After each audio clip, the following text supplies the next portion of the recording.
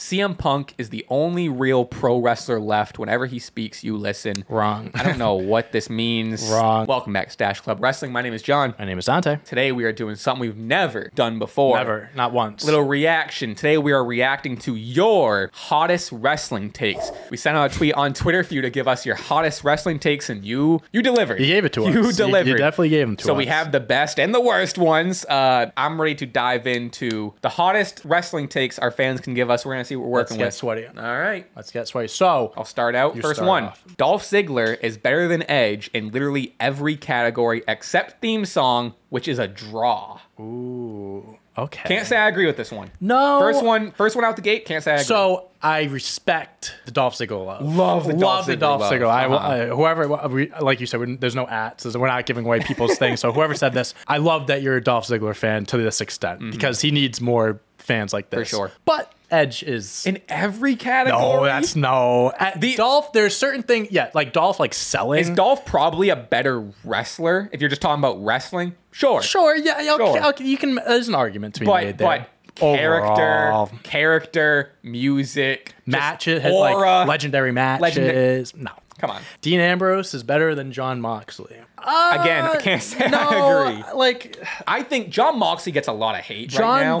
I think this is. I think people are just sick of him like bleeding all the time and Sure. stuff like that, which I understand. I love Jon Moxley. I do too. Dean Ambrose is just a watered down, funny version of Jon Moxley. It's just he was a goofy character. Yeah. Like he was probably one of the more extreme, like violent guys on the roster. He was great, but it was never to this extent. He got early comparisons to Mick Foley, Stone Cold, even. Yep. You know, I think Dean Ambrose had his bright spots. He had his good moments, but also Dean Ambrose, he wasn't the biggest success story in WWE. If it was possible to have this match, Dean Ambrose versus Jon Moxley, easily Jon Moxley is kicking Dean Ambrose's ass. Dean Ambrose is dying, like he's gonna lose too much blood. Yeah, 1000%. Next one. He can deny it as much as he likes. LA Knight is just The Rock from Wish.com and seasoned in Stone Cold sauce. Listen, everyone. You get inspiration from everyone. Like wrestling, that's kind of my sentiment. Wrestling's been going on for a long time. It's hard to be, like come up with a character that you've never seen before. There's no new ideas. There's no stories. Just because LA Knight's really good on the mic doesn't mean he is The Rock. Yeah, like I don't even think everyone says he sounds like The Rock. So that's what I'm saying. I think that's where people are caught up on saying that he sounds like. So since he sounds like the guy, even if he sounds like the guy, it doesn't mean he's trying to be The Rock. I just think LA Knight's character, who he has just that edgy character that we haven't seen since The Rock or Stone Cold. To be a Wish.com version of arguably two of the greatest wrestlers to ever live. I was gonna say, I'll take it. To even be in the same sentence as those two, like fuck it for sure. So 2006 DX was good. I love this one. I like it. I agree with this one. I agree with this one. So because they had their Attitude Era, then they came back in 06. Their third and final run, and like 09, 2010, that was definitely forgettable. For sure. It was just like Sean was going to retire. Like, oh, let's do one last DX thing. Yeah. 2006 DX had a lot of memorable, funny moments. And it's wrestling. So putting the nostalgia goggles on, I'll strap them as fucking tight as they go. It's wrestling. It's all nostalgia. Even if maybe in retrospect, if it happened today, maybe we'd roll our eyes at it. I was a kid when 2000 DX was happening. They sold the shirts that had their butts on it. And then they rained poop onto the Spirit Squad. They were spray painting Vince McMahon's private jet, like the feud with the that McMahons. Era of wrestling, and that like DX that's my prime of watching it. I loved it. The part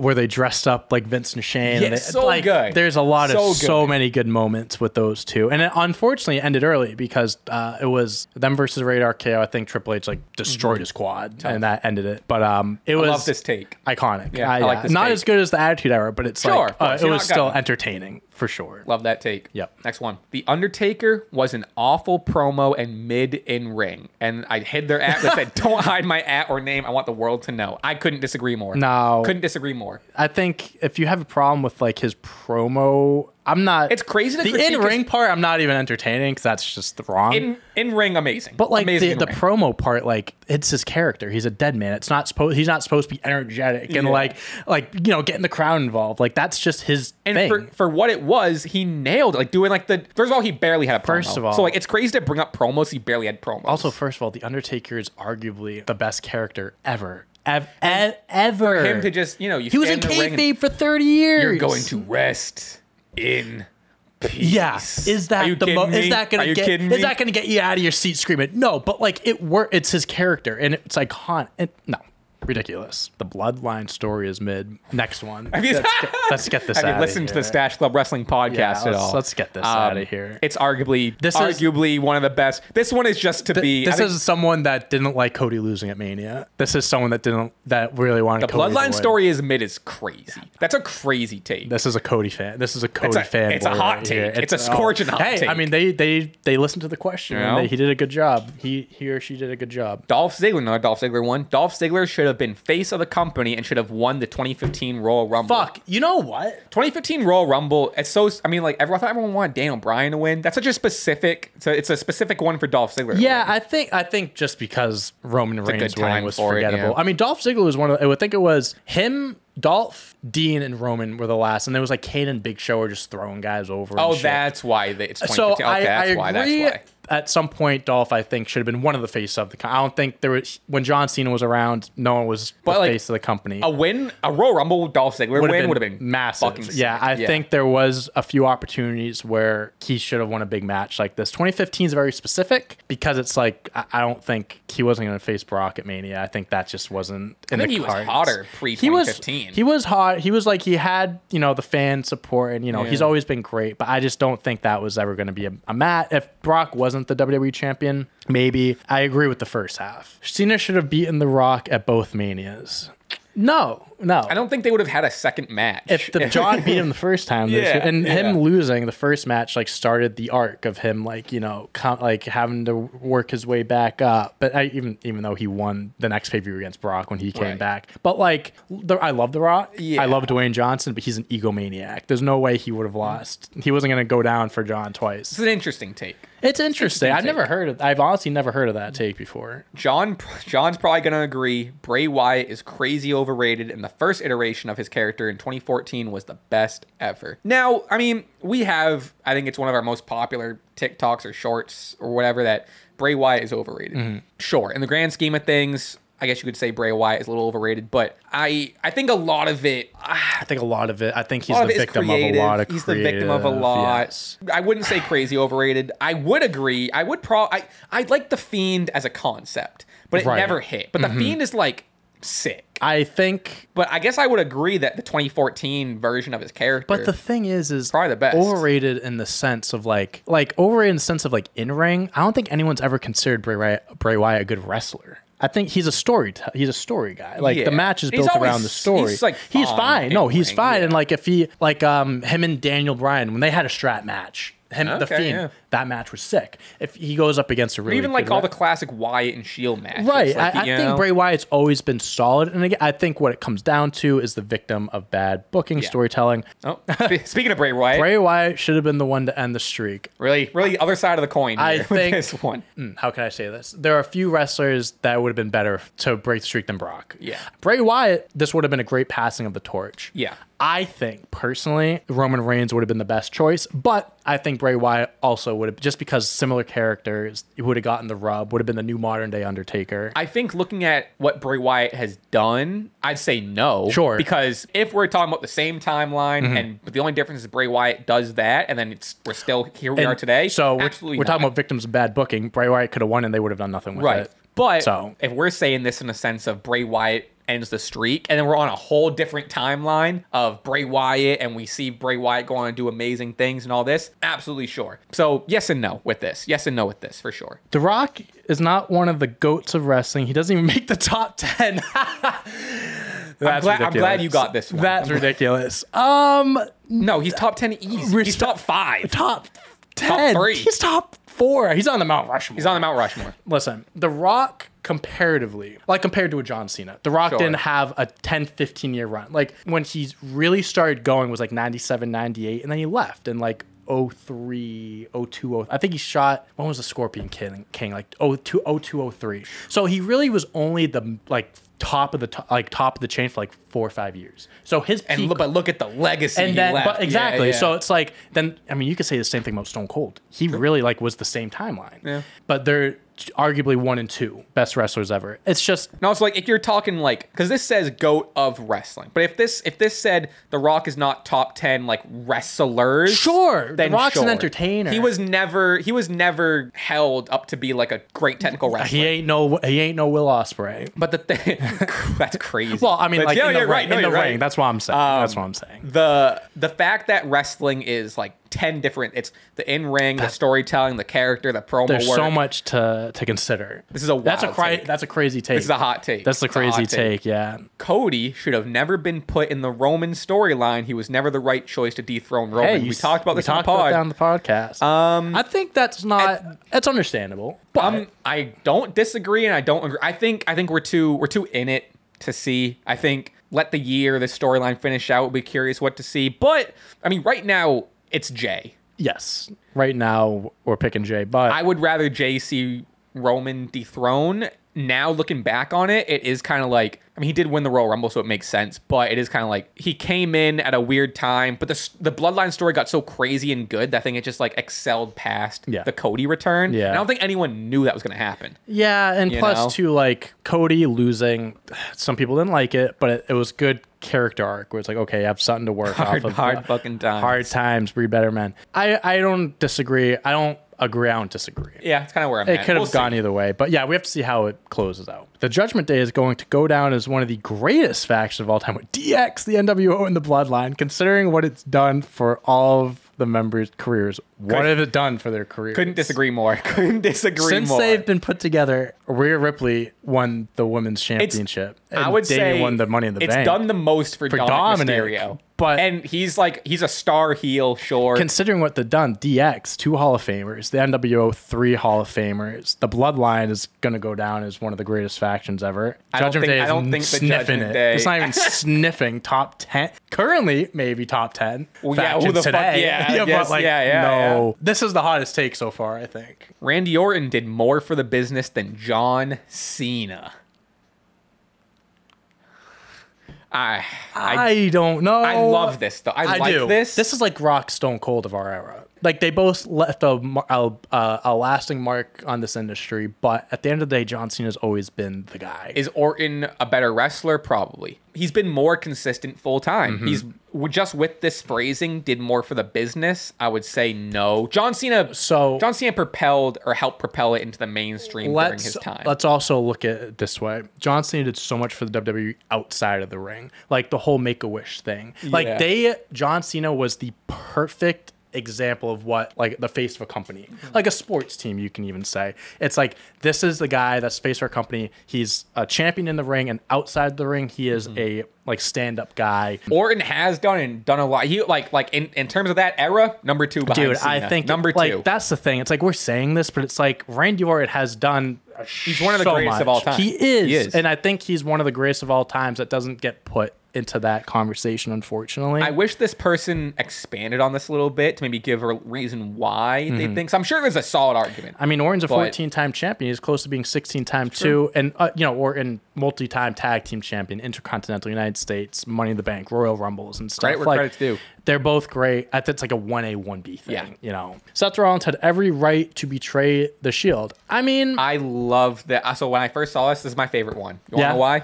Why? Because it's about the TV show. It's about the story. Sure. Yeah. Cody kind of is, but like it's a little bit of zoom out. But this is about the story. Yes. This isn't about Seth Rollins should have done. It is Seth Rollins had every right to betray the Shield. I kind of agree. So we're looking at it from the story base. Seth Rollins wanted to separate himself and be the guy and put himself with the authority. And he did. Dean was the talker. He was the one on the mic. Roman was the one clearly to be set up as the next guy. He was the bigger guy. And Rollins was the architect. He, was kind of overshadowed a little bit. He needed to break away so he wouldn't be continue to be overshadowed by the Shield. As like to this day, and it worked fucking out. The Attitude Era isn't as good as you remember. It had its moments, but it's overall kind of garbo. I mean, and I think there might have been a second part of this where it's like, nostalgia is blinding you, whatever. 5 likes. I can't really attest to the Attitude Era. That's what I'm saying. We didn't watch it. Right, but I think the Attitude Era like made wrestling cool. Yeah, for sure. People were doing the suck it. People were smashing beers. People were raising their eyebrow. I'm going to kick your can. It changed wrestling forever. It changed wrestling forever. ever. I can't really comment on day-to-day watching in 1997, watching was Raw. Every single episode of Raw A+? Yeah. Probably not, but I think... It's the same thing with, like, the Ruthless Aggression era. Ruthless Aggression era had its down. Mm-hmm. Like I will forever say it's my favorite. I think it's the best. Sure, because that was our thing. Overall, kind of garbo. Nah, that's too much. Maybe you can say not as good as you remember. Sure. Okay, you can get away with that. Yeah. Saying it's garbo. No. The Attitude Era had Stone Cold, The Rock, Undertaker, Kane, Triple H, Chris Jericho, Mankind, Cactus Jack, Dude Love, the Hardys, the TLC, Dudley. You know, there's garbo's too much. Garbo's too much. Yeah, too much. Oh, I'm glad you got this one. Go ahead, and read it. What's that? I think Batista is severely overrated and was easily the least interesting of the top dudes during the Ruthless Aggression era. His entrance was the only thing he had going for him, in my opinion. Sir, ma'am, whoever this is, respectfully, you are severely wrong.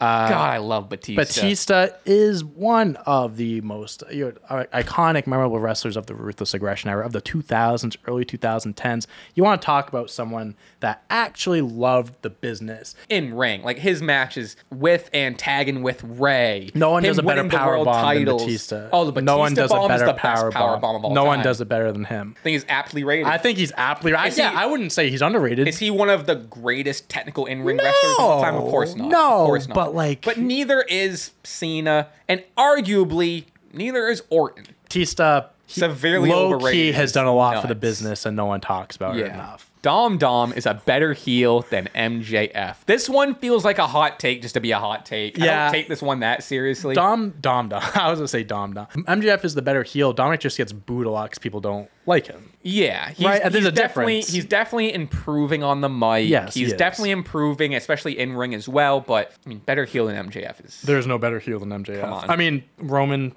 I guess. But the character of Roman is better than MJF. I think MJF is a better heel. He has maybe the most heat, you can say right now. Yes. But, like, overall... No. There's no one touching MJF.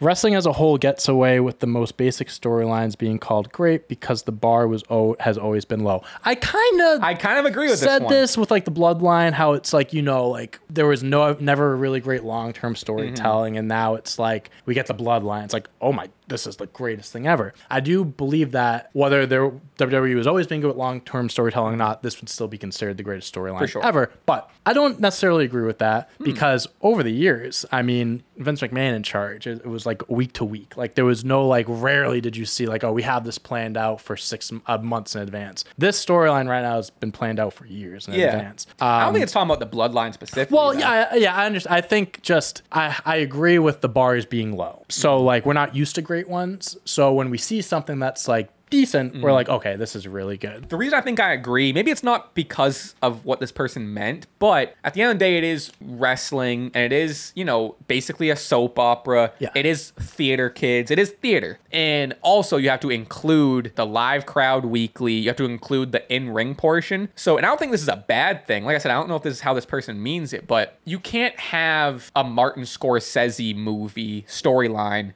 in the parameters of wrestling. Sure. It's also like the common thing is like there's only like 5 stories that you can really tell. Right. Like whatever that, you know, it's like A to B, this to this. You got the Judgment Day. You got in terms of like the greater scheme of like writing and stories. They say I don't know what the specific thing is, but like writers and things say there's only X amount of stories, and most of them are like Shakespeare stories, where it's like every single story that's told is just a variation or an iteration of one of those 5 stories. Sure. Granted, they can be drastically different, but at the end of the day, if you boil them down, it is still this person did this to the, you know what I mean? Gotcha. And the fact that you're adding all the components of wrestling into it, it's like, you know, you can't really ask for the Dark Knight. Or, you know what I'm saying? You can't expect that out of every single storyline. Yeah. Me? Mm-hmm. Oh. Stache Club. Oh.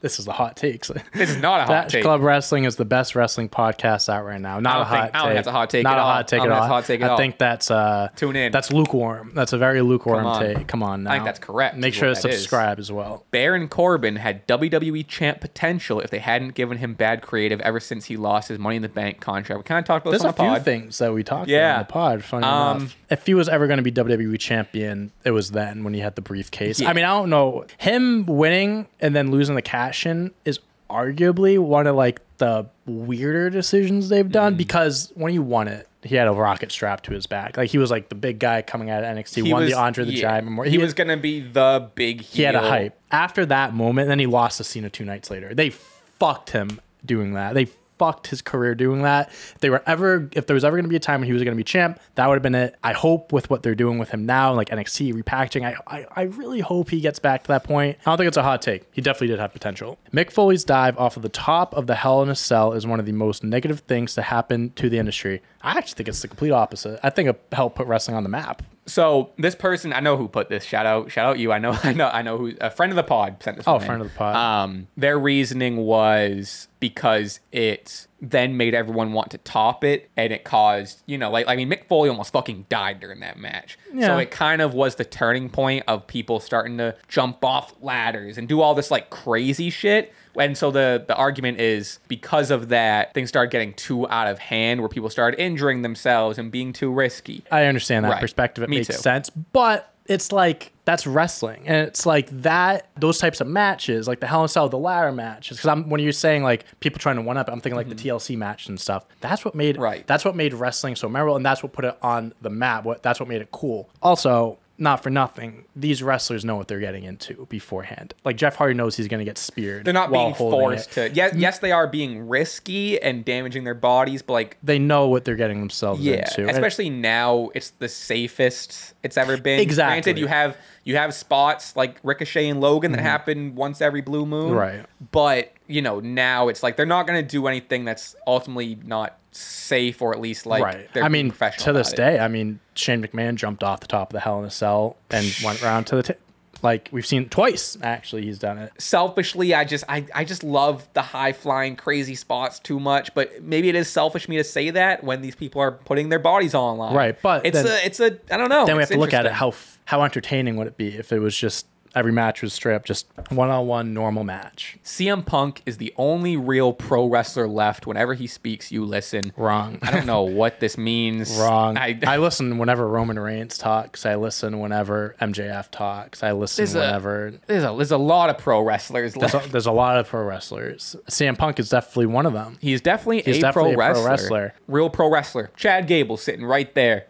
Incredible. You know how many... Kenny Omega. We can go on and on. Roman Reigns should hold the belt until 2025. I can't say I agree. I think he's held it for a long time, over 1,000 days at this point. I think 2028 is when he would have to go to like break the all. Oh, that'd be Bruno, which is not happening. Roman Reigns' reign should end within the next year. Whether it's someone at SummerSlam, one of the Bloodline members, or it's Cody or someone else at Mania. The whole thing was to get to 1,000 days. We're well past that. If after all this he stays as a wrestler and stays in the WWE, he'll have another title run. Yeah, he'll have future title runs if he stays. It's you're playing with fire. That's 2 more years. You were playing with fire alone, having him beat Cody. Yeah. You're telling me because he's going to win the main event of WrestleMania 40 and. I respect you wanting to see someone have a title reign that long, but... Christian is greater than Edge. No, but I think Christian definitely has... He deserves his respect. He deserves his flowers. I think Christian has always been... Edge was always going to be the star out of that tag team. I think Christian deserves more. Is underrated. He's very underrated. I think he's one of the most underrated wrestlers ever. There are certain aspects, like Christian's heel work right now. Great. Edge is always... Don't get me wrong. Edge is one of the best villains of all time. But Christian, he deserves some recognition. I think still Edge has a bigger draw for me. And I don't want to... This might be a hot take. Uh-oh. I might have my own hot take. Uh-oh. If you put Christian in Edge's shoes, swap careers, I think Christian would have had just of a good career as Edge. I think if Christian was given same push, was given the same storylines, whatever, like I think Christian would have gone down as having the same legacy as Edge. It's hard to, that's why I'm not mad at that. You can say the same thing about a lot of people, but you know what I mean. It's like Christian was never given what Edge was given. Someone had to take that spot. There's a Shawn Michaels and Mario Jannetty. There's and Christian's not a Mario Jannetty. He's better than Mario Jannetty, but you know what I mean. Those are your batch of hot takes that you sent us on Twitter. Let us know if you want to see something like this again. Leave your comments with your hottest takes, what you agree with, what you disagree with. Let us know. Be vocal. We appreciate you. We will see you in the next one. Until then. Boom. See you next time.